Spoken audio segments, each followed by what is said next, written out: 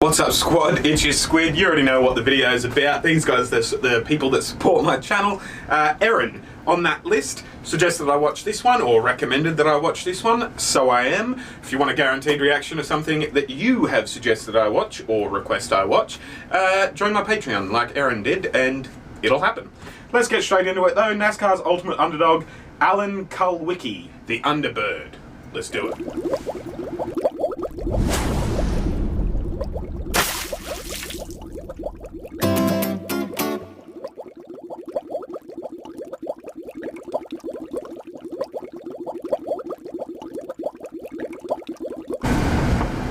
Thanks for clicking on the title or the thumbnail or whatever it was that led you here, guys. If you want to watch this video that is, you know, should hopefully be there already editing wise, if you want to watch that video without my big ugly mug and my reaction and, you know, my banner suggesting that you give me money and all that shit, if you want to watch that video without me, the link is right at the bottom of the description after all the stuff that earns me money as well, alright? So go and click it.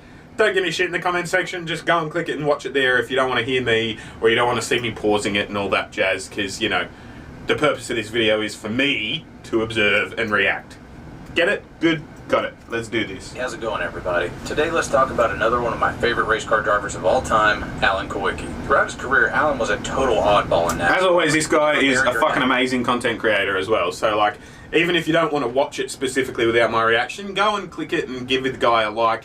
Give him his fucking one ad, like his ad view and stuff when you get there, and help his channel as well, because he's commented on my reactions a lot. He doesn't mind me using his content. I like him. He's a fucking clearly a good human as well as a good content creator. So yeah, support the good people and whatnot. He's got to do photo shoots like this one. And in a sport born and anchored in the blue-collar Southeast, Alan was a college graduate in mechanical engineering from Wisconsin. He was often mockingly called Special K or the Polish Prince for his high-strung attitude, but he had the respect of everyone in the garage because despite his minuscule budget, the man could put together a race car and go fast, no doubt about it. And in 1992, he pulled off the biggest come-from-behind underdog upset victory in NASCAR history.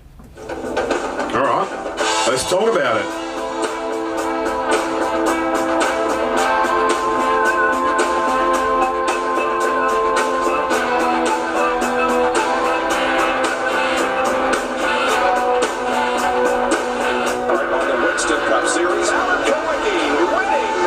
So this is what I mean, like amazing content creation. I think it was made by fucking Fox Sports or something, you know, or ESPN or something like that. It's just some dude in his house like me and you. Something I had thought about for a long time, and I wanted to do something special and never be. I wouldn't even know how to do this sort of thing, you know what I mean? Like, I think I'm generally up there with the editing and all that sort of stuff. I generally know what I'm doing, but that sort of transition, I wouldn't even know how to do that. We're spoiled. Alan isn't just one of my favorite drivers of all time, he's also one of my favorite team owners too. That's right, he owned his own team for the majority of his career. This was a bit of a rarity in NASCAR, not just at the time, but for the majority of the modern era since 1972. It was typical that a young guy would come in, race some bottom tier cars for different car owners before he would be picked up by a top tier team later in his career, usually in his early 30s. Even further down the road, after he had proven himself, won a bunch of races and maybe even a championship, he would have enough clout and notoriety to gather his own sponsors and investors who could help him build his own team. But this was not the route Alan decided to go. He was a perfectionist and everything had to be done his way. In 1986, he raced for Bill Terry, racing the number 35 Quincy. I mean, there's one way of going about it, right? You know, like it's sort of, you can go parallels as well, and it relates to what I was just talking about with this content creator, you know. I don't know how to do a whole bunch of stuff in terms of editing, but I still would rather work for myself and do YouTube videos and figure it out as I go than go and find some production company and like fucking build their sets and shit and learn about it throughout the industry, you know what I mean? I don't know about like if this content creator has any fucking degrees in how to create this sort of stuff. Maybe I'll see if he wants to have a chat on a podcast. I keep talking about launching a podcast and I haven't done one or not, but yeah, there's something to just, no, I'm going to do this myself, and I'm not going to have someone else telling me what to do to learn about it. I'm going to learn as I go, rather than learn by teaching, if that makes sense. I don't know if I'm making sense in relating the two things, but same deal. Like, if you've got the cash and you've got the know-how, of course you're going to fucking try and have your own team and be the driver of your own team. I mean, like Kyle Busch is starting his own, has got his own team, you know, in the lower leagues. Earnhardt Jr. had his own team. Tony Stewart has his own team. Like, I don't need to tell you. Chances are, if you're watching me learning about NASCAR, you know more about NASCAR than I do. But, like, I just feel like, yeah, like that's a no-brainer. You want to drive for your own team, right? Like...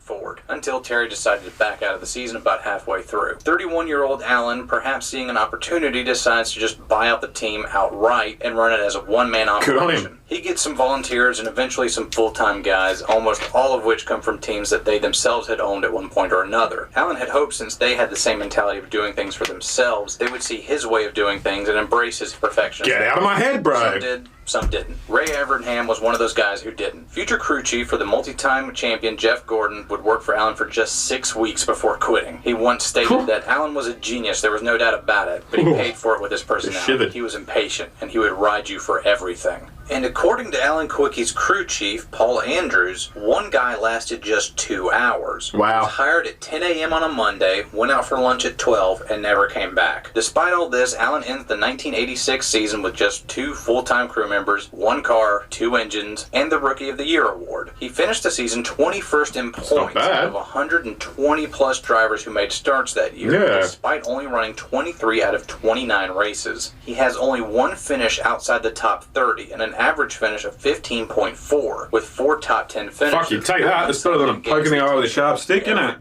29 races. He has only 1 finish outside the top 30 and an average finish of 15.4 with 4 top 10 finishes. Allen suddenly gains the attention of everybody in the garage. Going into the 1987 season, he changes his number to 7, gets Zurich's antifreeze for magical number, that one. Deal, and wins his first pole position that year at so Richmond. I'm told. Not just that, but he qualifies first 2 more times. He finishes the season off with 9 top 10s, but a slew of 11 DNFs put a damper on his year. 1988 goes blame that for the burps. 9 top 10s, 12 DNFs, except in the second to last race of the year, NASCAR's first race ever at Phoenix Raceway, Allen wins his first race. In the hot desert sun, the leader, Ricky Rudd, blows a motor and Allen swoops in from second to win the race after going on to lead 41 laps. To celebrate, he does something no one else has ever done before, the now classic Polish victory lap. He pulls around and does a lap around the track in reverse so that he can wave to the fans from the driver's side of the car. That's dope. In 1989, Alan Kulwicki starts up his own engine program, but by year... Wait, let's go back. Why is that called the Polish?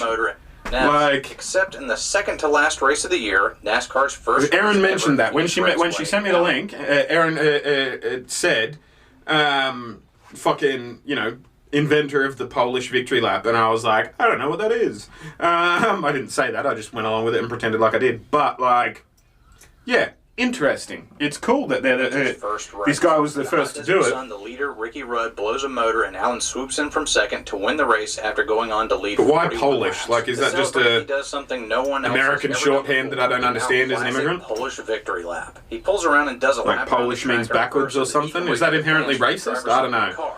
Am I too left wing to jump? Like, if I jump to there when I shouldn't, I'm going to pause this because he said the same thing 4 times and I've been talking over him all 4 fucking times. Am I jumping to going, is that racist? Like, too early? Like, is it not racist? Like, do Polish people not mind? Like, why is Polish equals reverse or backwards? I don't understand that. I don't understand the shorthand or the nomenclature of it, or is nomenclature the right word? I don't know. Anyway, I'm going to shut up and we're just going to actually listen to what this guy's saying, because I've spoken over him 4 fucking times now. In reverse so that he can wave to the fans from the driver's side of the car. In 1989, Alan Kulwicki starts up his own engine program, but by year's end, he's had 9 DNFs due to engine failures. Despite this, he gets 6 poles, 9 top 10s, and finishes out 15th in points, and even held the points lead for 1 week. In 1990, Junior Johnson taps Alan to drive his flagship car, the famed red number 11. At this time, Junior Johnson... Sorry. I'll shut up and we'll get on with the video as well. But there's a thing that I don't get about motorsport. Like, every motorsport that I've watched or that I've learned about on YouTube and stuff like that, like, there's always scantily clad women around the... Like, if I want to watch scantily clad... Like, Pornhub exists, you know, and is free. Like, I don't understand... Like, I want to see the car. Get off the fucking hood of the car, bitch. I want to see the fucking car. Like... why do we have to look at all of these skin-tight clothing? And don't get me wrong, like, I'm not fucking blind and I'm not gay. Like, they're fucking... It's fun to see an attractive woman from time to time, without a doubt. But, like, there are so many, and I feel like there can't be a car event. There's no motorsport event without chucking as many plastic people in as you can to try and fucking look like I'm looking at the car. Like, I don't get it. Explain it to me if you can. But anyway. Respected car owner in NASCAR. And being asked to drive for him is like Rick Hendrick or Roger Penske asking you to drive the number 24 or the number 2 today. It's a huge opportunity. The big break he needs to win a championship. The greatest prize of all. And Alan... Fucking hell, his eyebrows are bigger than his eyeballs. Drive the number 24 or the number 2 today. It's a huge opportunity. Caterpillars on his forehead. He needs to win a championship. The greatest prize of all. And Alan says no. He wants to drive for himself and no one else. He has to do things his way. That's fucking ballsy. Has his best season yet in 1990, winning a second race, 13 top 10s, and 8th in the points. Junior Johnson comes knocking again, this time offering up an at that time unheard of contract in the 7-figure range. Allen, who thought he had just lined up a new sponsor, says no again, only to find out that that sponsor had jumped ship to Junior Johnson's second team. Going into the 1991 season, Alan Kulwicki has no sponsor and runs the entire operation. So this Junior Johnson bloke,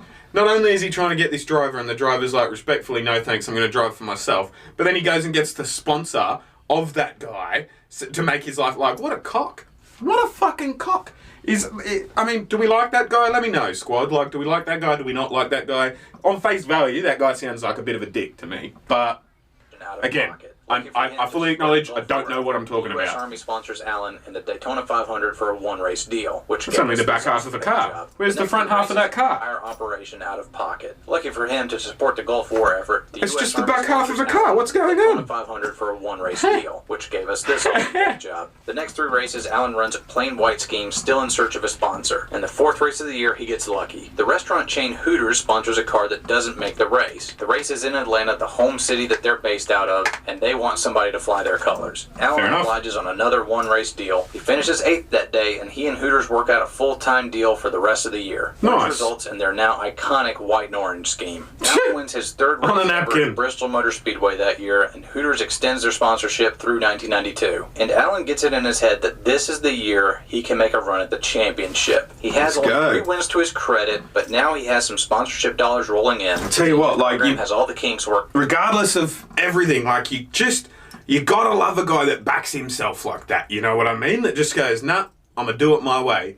It's not working my way, but I'm gonna keep doing it my way. It's not working my way, but I'm gonna keep doing it my way. I know my way will work. I know I'll get there with my way. No thanks, I'm gonna do it my way. Fuck yeah, look how my way worked, you know? Like, and it's a process of getting there, and I like that, like, you know, real recognize real, and I fucking, that's real right there, you know? He's just going, nah, I can fucking do this myself, and I'm going to do it myself, and sure, there are these setbacks, but I'm going to get through them, you know? Like, I fucking like this guy. I wonder what happens to him. I wonder where he's at now. He has more DNFs than in previous years, and he has a team put together that believe in him and his mission. But while Allen is gearing up for the 1992 season, Junior Johnson has tapped someone else to drive for his flagship team. He's picked up NASCAR's most popular driver, a veteran of over a decade of NASCAR competition, a former champion. Junior Johnson has won over arguably NASCAR's best driver, Bill Elliott. Now I was about to say that guy looks like Chase Elliott. I literally, in my head, I was like, that's got to be Chase Elliott's dad. Like, that's like, but then... Best driver in the garage, anyway. Arguably NASCAR's best team. If there was ever a dream team put together in NASCAR, this was it. $3 this beanie was, by the way, this hat. Winter hat is what it said, and when I said to the guy, can I have that beanie, he was like, what? So I guess beanie isn't a term here, I don't fucking know, but... Yeah, it's just a floating head now, right? Like, my head's missing and stuff, to harken back to that camo joke, but... Sorry, I just saw it in my reflection and I was like, oh yeah.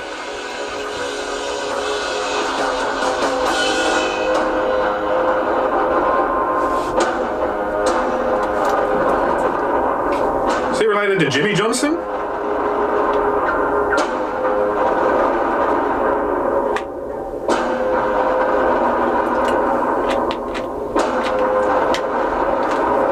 People look at him like he was LeBron at that point, like going to a fucking stacked team already when you're the big deal. Of course they didn't. It's Bill Elliott. They fucking loved him.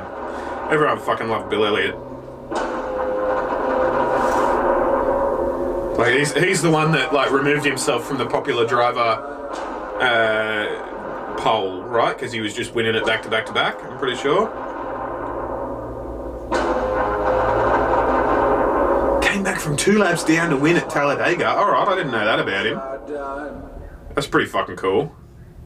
Alan has his work cut out for him, but there's another hot shot he needs to worry about as well. Davey Allison is the son of NASCAR royalty Bobby Allison, the 1983 champ, the 3-time Daytona 500 winner. He's a bit all over boys club, isn't it? Like, how many fucking fathers and sons and brothers and all that are in NASCAR? Like, don't get me wrong, I'm one of the boys. I don't mind a boys club, you know? Like, it's fucking cool, but... You know, how does my boy get a fucking ride in the NASCAR Cup Series unless I fucking start schmoozing people now 20 years prior, you know what I mean? Like...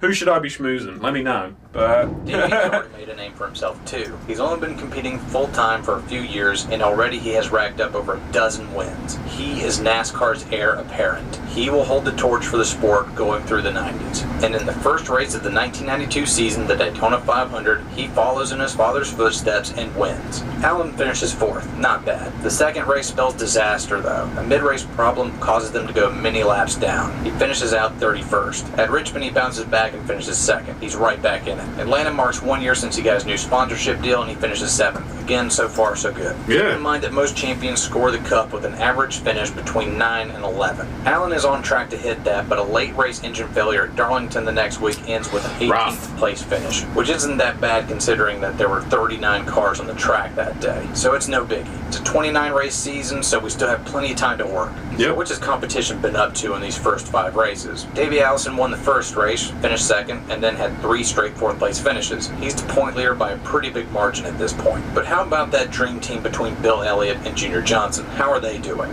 Oh, they won the other 4 races in a row. The only thing stopping them from being ahead in the points was their disastrous Daytona 500 where they finished 27th. Going into the 6th race of the season, Allen has to make something happen. That's not great. He has to have a big surge, and he needs to do it relatively soon. He has an underfunded team, he's not a flashy driver, he's not exactly going out there and dominating races flag to flag, but he does have 2 big aces up his sleeve. The first is he is a master strategist and tactician. He's also patient, and as a great man once said, a warrior's greatest weapon is his patience.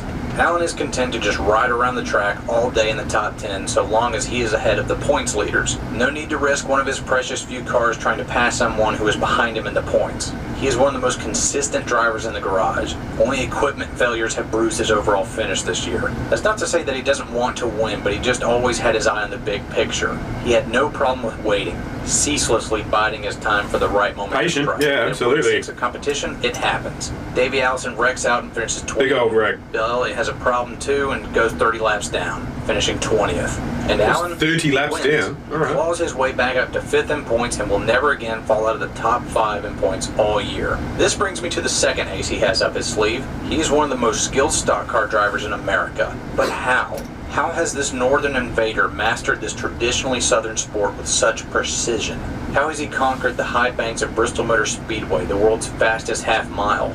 There's nothing Same way else anyone quite does like it. in the world, except that there is something half like it. There's no In fucking Wisconsin magic trick, lies like- Slinger Super Speedway, a high banks quarter That's the mile thing, track like, you that's drive. the I know I keep pausing and talking about irrelevant things, but, like, if there's a person alive that can do something, I believe that I could probably do it as well. You know what I mean? And I don't mean, like, I could perform brain surgery tomorrow, or I could fly a rocket to the moon tomorrow. I mean that if there is someone that exists that did something, I could do all the things that led them to being able to do that. You know what I mean? Like, skills can be learned, experience can be made, you know? Like, if it takes 10 years of learning how to do something and trying to do it before you can do it, in 10 years' time, I should be able to do that thing, you know what I mean? And you know, people who get surprised by stuff like that, like, oh, how did this northerner do what these southern people... Because he watched, he paid attention, he learnt, and he innovated. And that's... How does anyone do fucking anything? Like, it doesn't matter where you're from, you can do it. You can fucking do it. It doesn't matter what it is.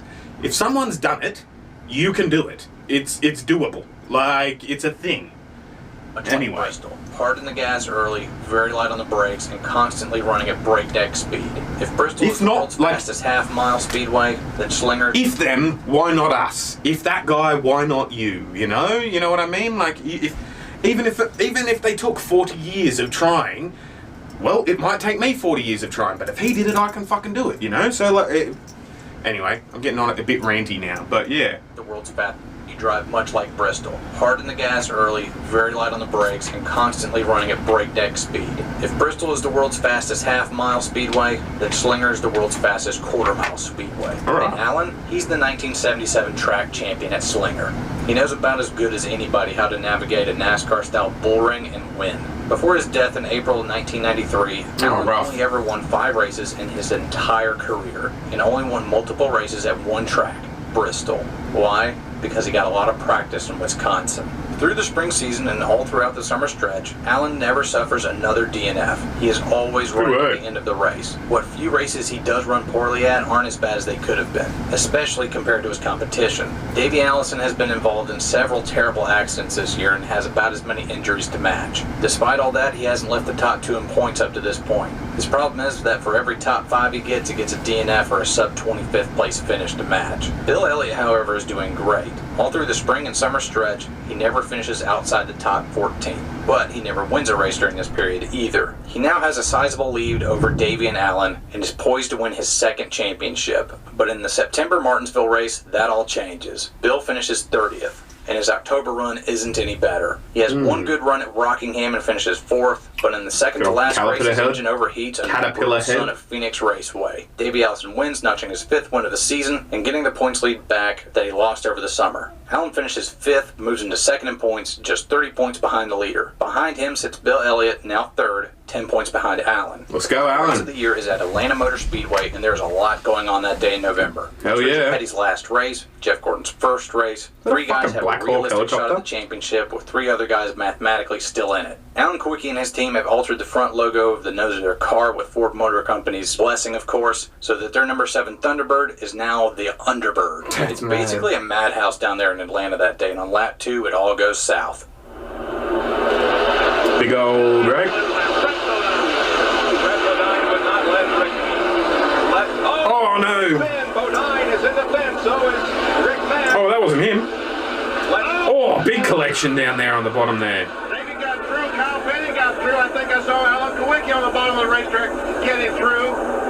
Nice, Somehow, nice. all 6 championship contenders Don't have to worry about Cole Petty. Allison has the rear end of his car scuffed up pretty bad, and the handling is effective because of it. After the accident, we go back to green, and Dale Earnhardt leaps out to the lead. Bill Elliott is cutting his way through the field along with Alan Kulwicki, but they got a ways to go. Later, after a long green flag stint, another caution comes out for a quick spin. Most everyone has pitted already, but Bill and Alan stay out as long as possible, hoping to lead a lap and get those 5 bonus points. Bill gets the points, and Alan doesn't. He'll just have to try again next stint. He pits right behind Davey Allison while under caution. The stop goes smoothly, but when Alan takes off, he hears the worst thing any driver can possibly hear when starting from a dead stop. He puts the car in first gear, lets out the clutch, mashes the gas, and just hears a clunk. His car doesn't move at all. He doesn't panic. He just puts it in 4th, yells at his team over the radio to push him out of the pit, and eventually the gear catches, and Alan takes off. Alan has just lost first gear. It's happened before a few weeks back at the Fall Charlotte race, and he knows what to do to deal with it. Run all day in 4th gear. If he tries to shift between 2nd, 3rd, and 4th, broken pieces from the first gear could work their way into the transmission and break other gears. Having only 4th gear is fine for racing at full speed. You never come out of 4th anyway. But if there are a lot of restarts and pit stops today, Alan is going to be in deep trouble. He's going to be rooted, yeah. Alan has to be pushed out of the pits by his crew every single stop. Their pit stop times this race are garbage. Yeah. Thankfully, once up to speed, he has a wicked fast car. With Davey Allison, the points leader, falling back and Bill Elliott working his way forward, Alan Kulwicki realizes he has to do something he's never really done before. He has to go out and dominate this race. Yeah. Then you got 5 bonus points for leading 1 lap, and another 5 if you led the most laps that day. If you dominated a race, led the most laps, but the second place guy led none, you could get 15 more points than the guy who finished second. Conversely, if you led the most laps, finished second, the winner would break even with you on points gained that race.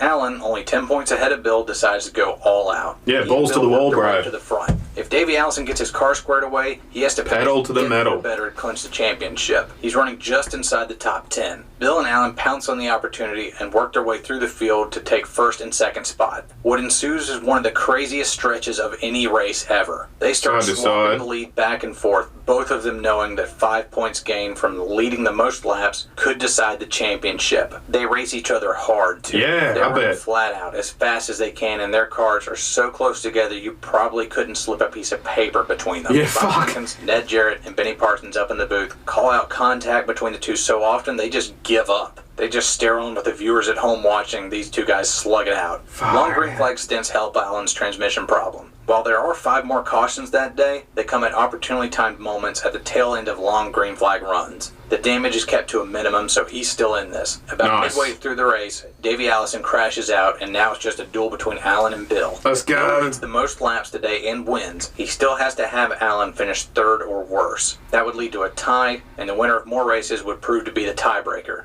Bill has won 4 races, and Allen just 2.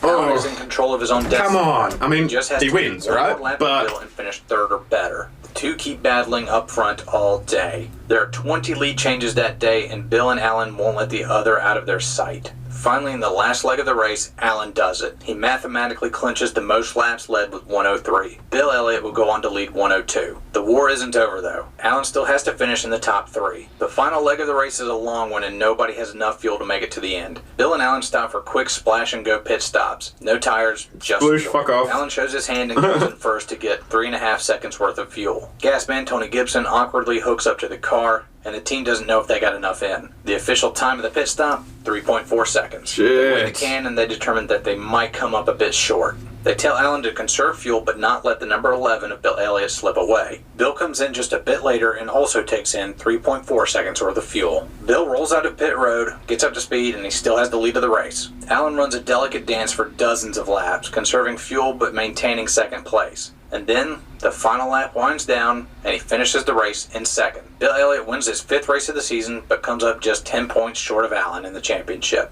And that's it. He's done it. Fucking Allen A. has become the first owner-driver since Richard Petty in 1979 to win a NASCAR Cup championship. Good on him. With this, he is one of the unlikeliest drivers to ever win a championship since Benny Parsons won the Cup back in 1973, with only 1 race win. Allen has just 5 race wins in his entire career at this point. 6 full-time seasons. That's about consistency, a crew though. roster full of misfits who couldn't make it with other teams, and now a championship and $1 million check. He didn't win the most $1 million. races that year. He didn't even lead the most laps. He didn't have the most top 5s or top 10s. Or even make the most money that season. But he was either. the most But what consistent. He did do was never give up. Yeah. Play his hands like any ace poker player. He knew when to hold and when to fold, and when it came to crunch time, no one had quicker wits or a cooler head than Alan Kulwicki. Alan Fucking Kulwicki A. would die in an airplane accident outside of Bristol Motor Speedway, his best track, on April 1st, 1993. That's his rough. fellow championship competitor, Davey Allison, would die in a helicopter accident at Talladega just a few months later. The two Wow. of them gave us one of the best championship battles we have ever seen. With Allen overcoming the odds, Davey overcoming terrible injuries, they were 2 of the best drivers we ever had out there on the track, and we're all a little worse off without them. Anyway, Yeah. thanks for watching. I'm Slapshoes. Take it easy. That's rough. The applause from the thousands and thousands of race fans who have gathered here on this Sunday afternoon to see who among 6 drivers would win this championship. What? He's combing his He's hair. combing his hair. He had a comb down there. I wonder what he was looking for. Come on, Alan. Put on the hat.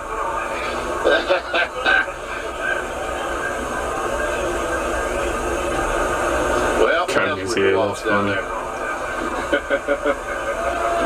Well, I think we're about ready. Here he comes. And let's listen.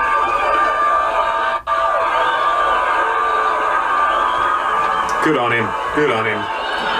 Another fucking great video by Slapshoes as well. As I said at the start, go and click the link in the description and you'll see that video without me reacting to it and all that jazz. But also you'll be able to go and give that guy the dues that he is well and truly owed. You know what I mean? Like he's a great content creator. That's another fucking great video of his that I have enjoyed. Thank you to Aaron as well. Thank you to everyone on that list, obviously, but Aaron's the one that suggested or recommended or requested is the word I was fucking looking for then. Yeah, Aaron requested I watch that one and is a patron, so I got to it and I did it. If you'd like to request a video but you don't want to become a patron, there's also a means of PayPaling me, sending me money that way and stuff. If you send me $20, I'll react to a video of yours. If you don't want to do that, then join my Patreon and yeah, you'll get it for cheaper and stuff because Patreon's a recurring payment, so Yeah. Anyway, that was really cool. I'm going to film some more content, and I'll see you guys when I look at it.